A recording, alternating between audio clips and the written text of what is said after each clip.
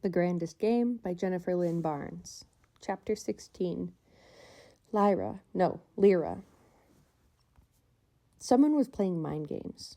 As Lyra stepped onto the stone porch framed by enormous wooden pillars on either side, she looked to the western horizon, where the setting sun dyed the ocean in shades of stormy purple and a deep, burnt orange.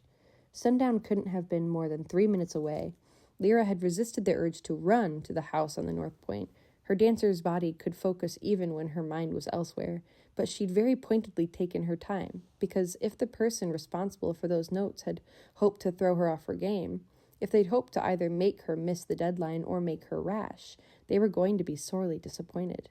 Lyra was not that easily manipulated. The enormous house in front of her was made of brown stone and natural wood that might have looked rustic if the structure's design, the angles, the pillars, the height, hadn't called to mind something more like a church with a soaring steeple. The front door looked like it was made of solid silver, its surface etched with a geometric design. Lyra ran her hand over the silver door, then opened it. Crossing the threshold into the enormous foyer, she saw a white spiral staircase rising up from the obsidian floor. Moving toward the staircase, light on her feet, Lyra realized the stairs didn't just spiral up. What had appeared from the front of the house to be the ground floor was actually the third story. The stairs spiraled up, the stairs spiraled down. Lyra saw now what would have been obvious if she'd explored the north point in detail earlier. The house hadn't just been built on a cliff, the tallest elevation on the island. It had been built into the cliff.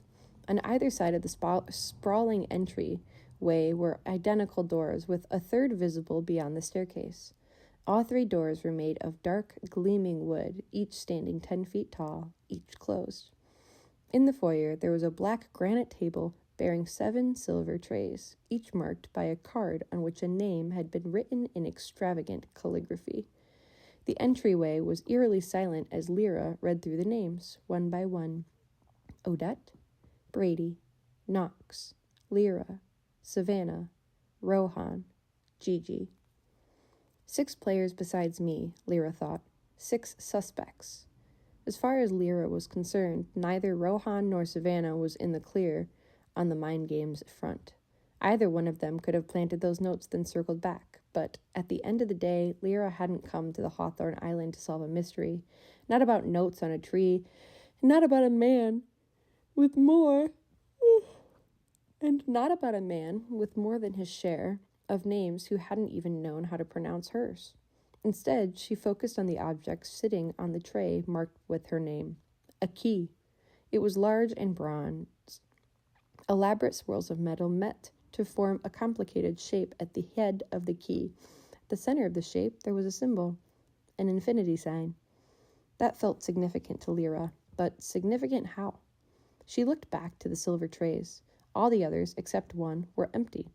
The lone remaining key, on the tray labeled Gigi, appeared nearly identical to Lyra's, the only visible difference the pattern in the key's teeth. They unlock different doors, Lyra thought, and I'm the second to last player in. She looked down at her key once more and noticed words engraved along its stem.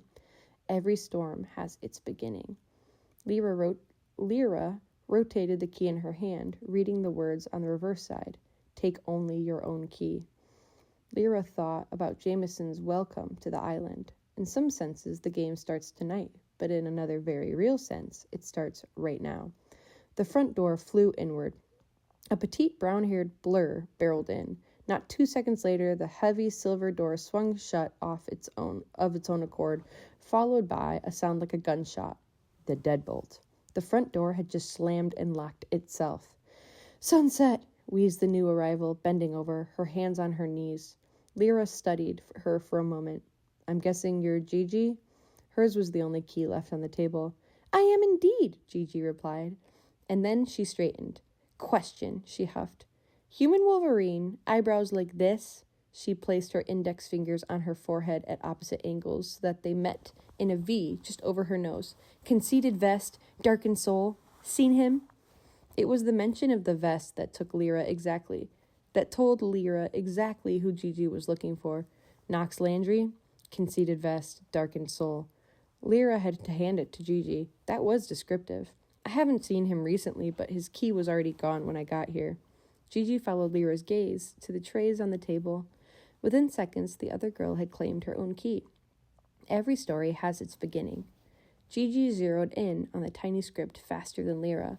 After reading the reverse side, Gigi looked up, thought for a moment, then reached for her name card and flipped it over. A poem stared back at them from the reverse side. Lyra turned her own card over and found the exact same theme. Instructions. Find your room, use the key. Leave this card for all to see. Don your costume and your mask. The ball begins at 15:15. End of chapter 16.